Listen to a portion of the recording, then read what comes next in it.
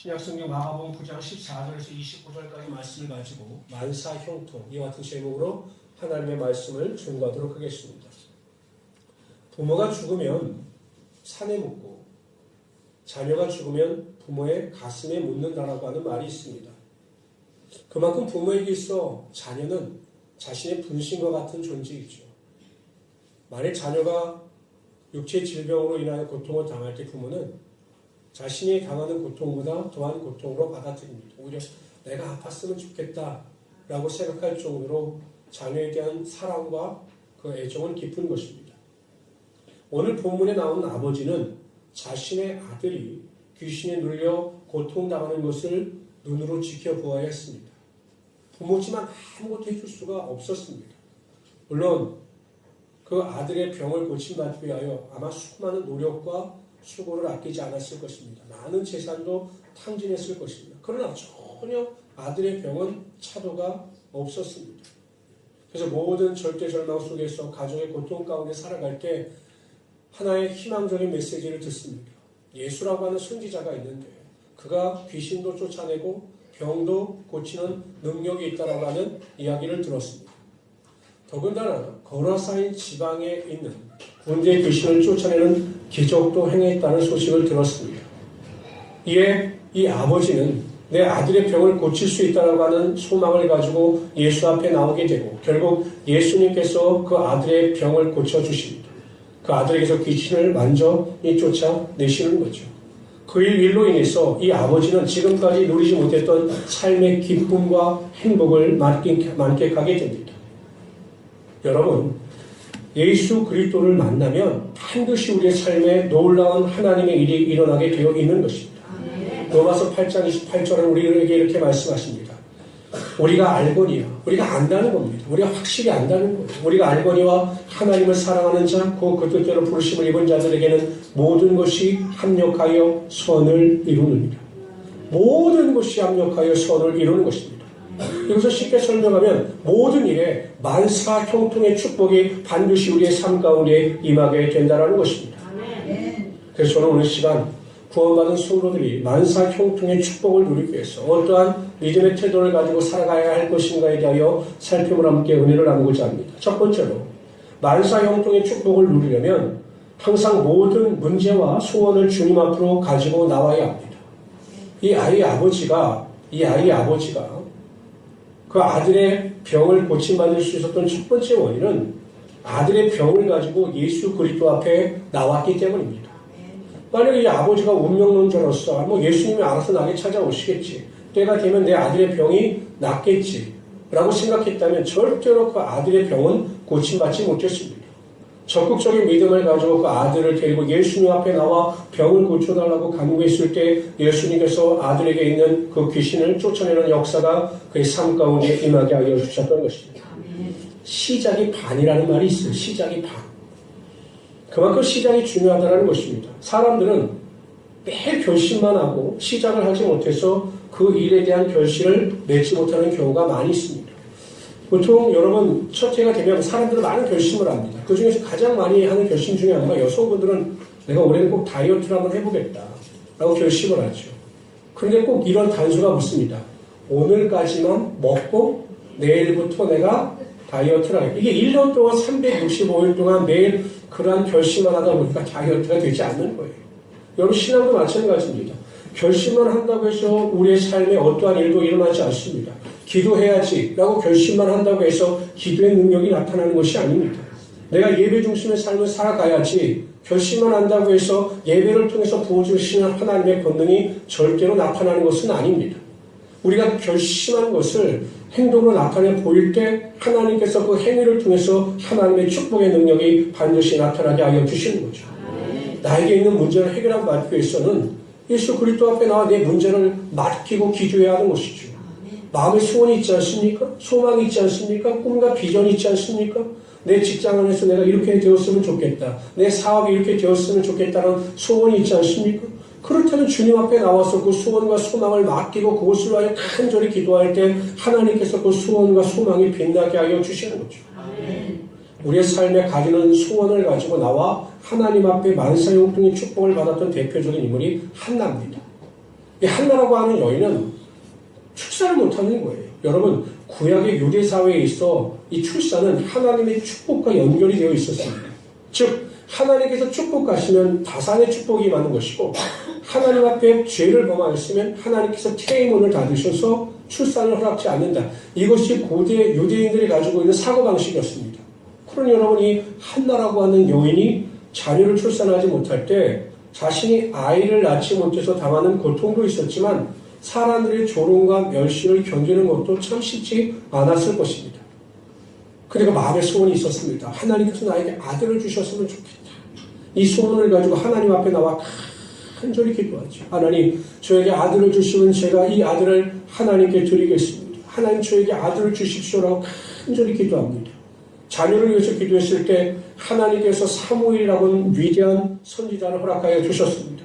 뿐만 아니라 여러분, 나중에 보면 하나님께서 이 한나라고 하는 여인에게 아들 셋과 딸 둘의 형통의 축복을 허락하여 주셔서 그의 머리에 하나님의 영광의 능력이 임하게 하여 주신 것입니다.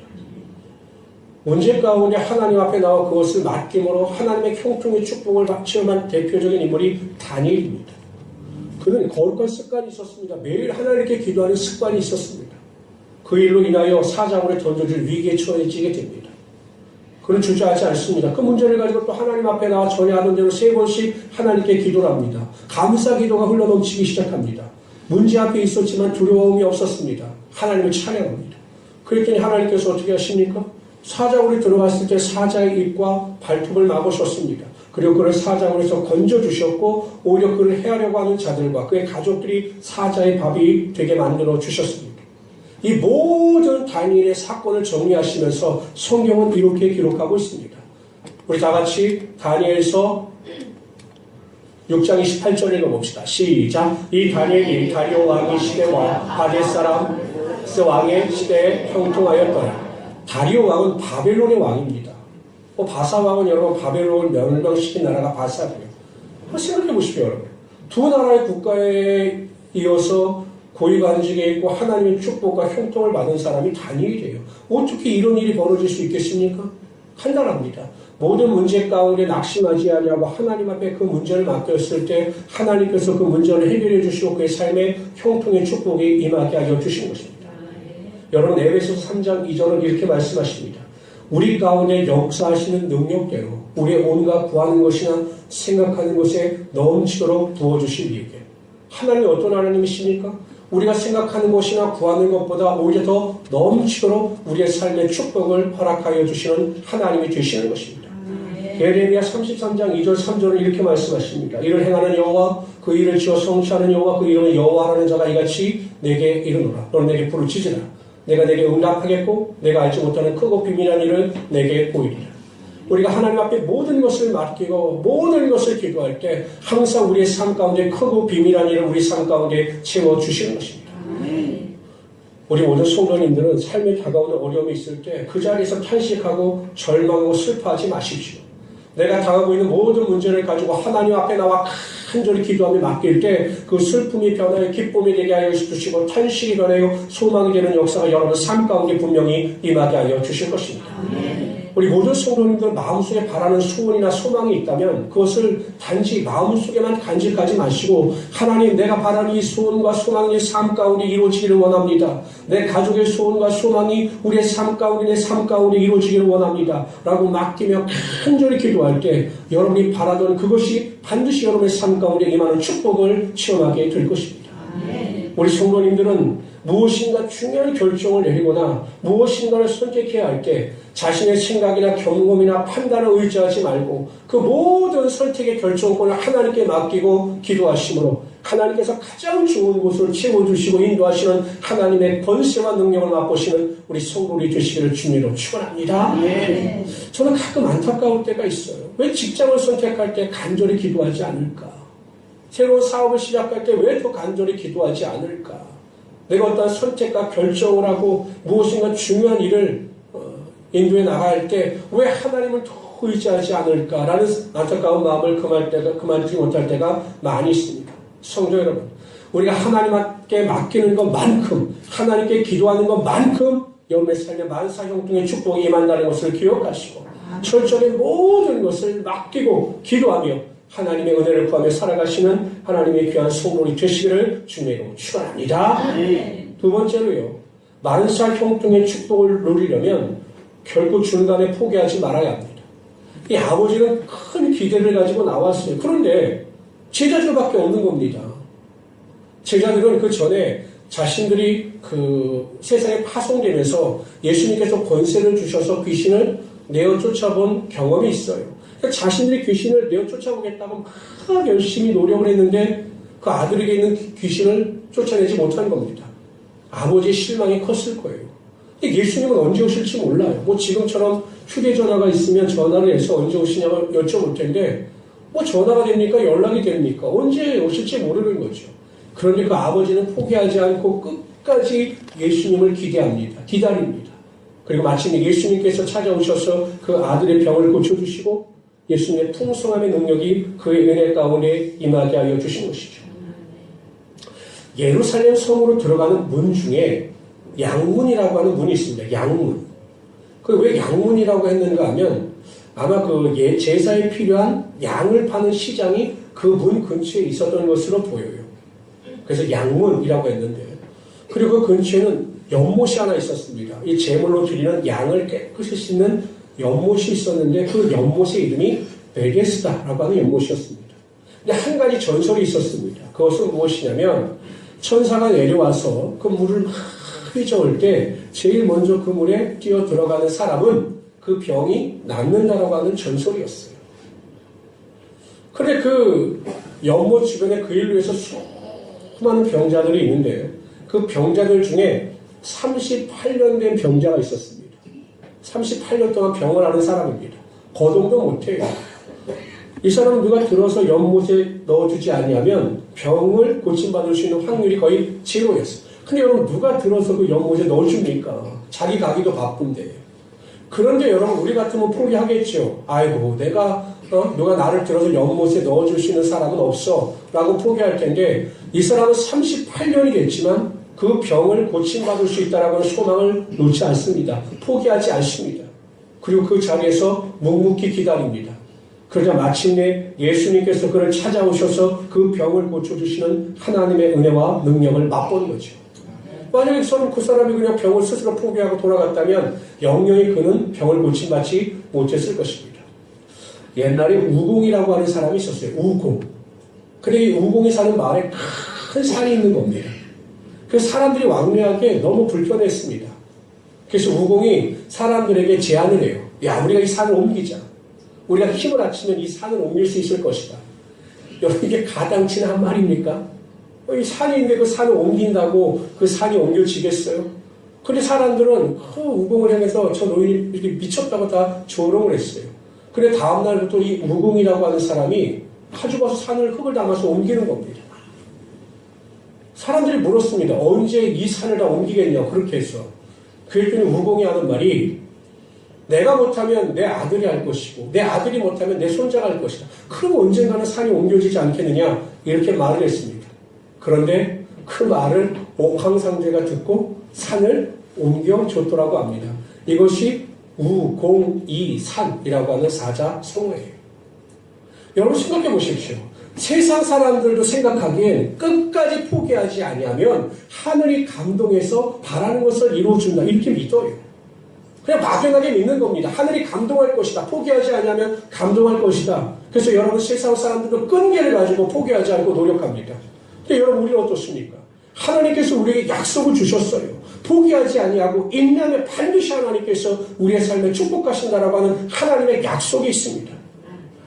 저는 의심의 눈초리를 치다보시니까 우리 말씀을 한번 읽어봅시다. 다 같이 읽어봅시다. 갈라디아서 6장 9절입니다. 시작. 우리가 선을 행하되 낙심하지 말지니 포기하지 아니하며 때가 이르매 거두리라. 히브리서 10장 36절입니다. 시작. 너에게 인내가 필요하면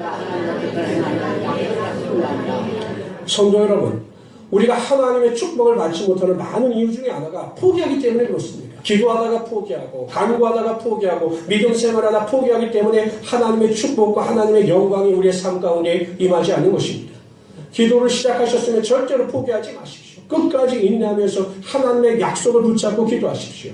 그럴 때 반드시 하나님께서 하늘의 문을 여시고 여러분의 삶의 만사형통의 축복의 능력이 반드시 임하게 하여 주실 것입니다. 세 번째로요. 만사형통의 축복을 누리려면 흔들리지 않는 믿음을 소유해야 합니다. 귀신 들린 아들의 병을 고침받기 원했던 아버지는 예수님을 보자 간절한 마음을 가지고 이야기를 해요. 내 아들이 어렸을 때부터 이렇게 귀신의 병에 걸렸는데 할 수만 있거든. 당신 정말 이 병을 고칠 수 있거든. 고칠 만한 능력이 있으면 우리를 불쌍히 여기셔서 이 병을 고쳐주십시오 라고 말을 합니다. 아버지는 상처가 많았던 거예요. 혹시나 하고 사람들을 찾아다녔는데 아들의 병을 전혀 고침받지 못하게 되자 그 마음속에 트라우마가 있었던 겁니다. 그래서 예수님께 대해서도 큰 기대를 하지 않았던 거예요. 혹시 고칠 만한 능력이 있으면, 고칠 만한 능력이 있다면 이러한 단서를 붙인 겁니다. 그랬더니 예수님께서 뭐라고 말씀하십니까? 할 수 있거든요. 무슨 말이냐. 믿는 자에게는 능치 못할 일이 없다. 이렇게 선포하자 아버지가 깜짝 놀라 자신의 믿음 없는 것을 도와달라고 간구합니다. 자신이 믿겠다라고 선포합니다. 그러자 예수님의 능력이 임했습니다. 회당장 야이로는 자신의 딸을 정말 사랑했어요.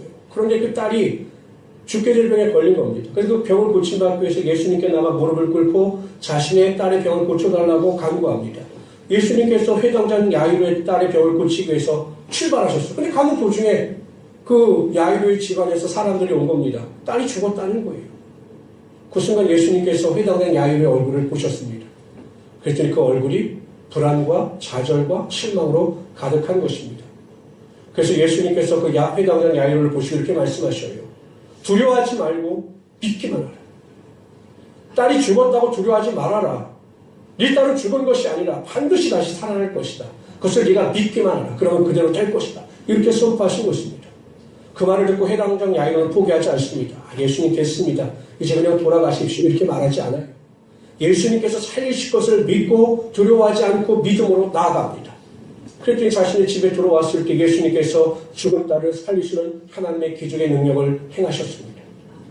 회당장 야이로의 믿음대로 그 딸이 살아나는 역사가 나타난 것이죠. 여러분 잘 생각해 보십시오.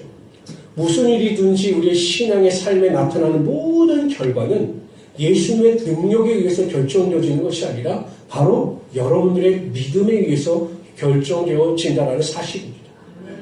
그럼 예수님 앞에 나온 병자들을 향해서 예수님께서 이렇게 선포하셨습니까? 내가 능력이 있는 자는 네 병을 고치겠다. 내 능력이 네 병을 고칠 것이다. 내 능력이 너를 살릴 것이다. 이렇게 선포하지 않으셨어요.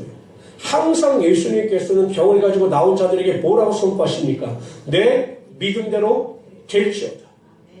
예수님의 능력도 있으셨지만 그 능력을 가능케 했던 것은 그 병을 가지고 나온 병자들의 믿음이었습니다. 이 시기도 마찬가지입니다. 하나님께서는 분명히 말씀하십니다. 내 믿음대로 될지어다. 여러분들이 어떻게 믿느냐에 따라, 어떻게 하나님을 신뢰하느냐에 따라 여러분의 삶의 성공의 열쇠가 결정되어지는 것입니다.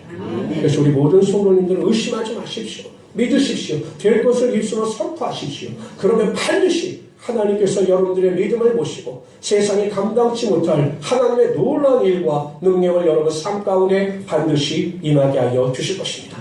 아브라함은 죽은 자를 살리시고 없는 것을 있는 것처럼 부르시는 하나님을 믿었습니다. 그랬더니 하나님께서 그것을 의로 여기셔서 그의 삶에 이상의 축복을 허락하여 주신 것입니다. 환경 바라보지 마십시오. 사람 바라보지 마십시오. 직장에서나 사업장에서나 내가 어떤 환경 때문에 눌리거나 슬퍼하지 마십시오. 믿음을 내어 보이면 반드시 믿음대로 되는 역사가 나타나게 될 것입니다. 그런 믿음을 통해서 하나님의 큰 영광을 돌리시는 하나님의 귀한 성도를 되시기를 주님으로 축원합니다. 네 번째로 만사 형통의 축복을 누리려면 하나님의 말씀에 절대적으로 순종해야 합니다. 하나님의 말씀에 순종하면 하나님께서 축복하시는 거예요. 근데 여러분 신명기 28장 1절에서 6절 말씀에 보면 내 자신뿐만 아니라 내 자녀와 내 주변에 있는 사람들이 나로 인하여 축복을 받는다 라고 하는 하나님의 말씀이 있습니다. 우리 다 같이 한번 읽어봅시다. 신명기 28장 1절에서 6절입니다. 읽습니다. 시작. 내가 오늘 내게 명령하는